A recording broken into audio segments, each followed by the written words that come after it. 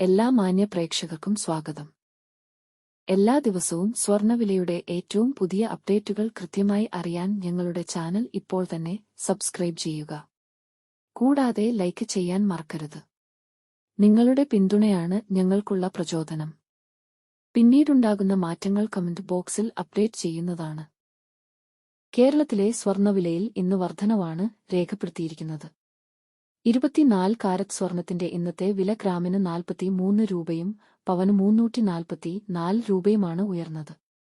24 carrot സ്വർണത്തിന് ഇന്ന് ഗ്രാമിന് 16,178 രൂപയും ഒരു പവന് 1,29,424 രൂപയും 10 ഗ്രാമിന് 1,61,780 രൂപ. 22 കാരറ്റ് സ്വർണത്തിന്റെ ഇന്നത്തെ വില ഗ്രാമിന് 40 രൂപയും പവന് 320 രൂപയുമാണ് ഉയർന്നത്.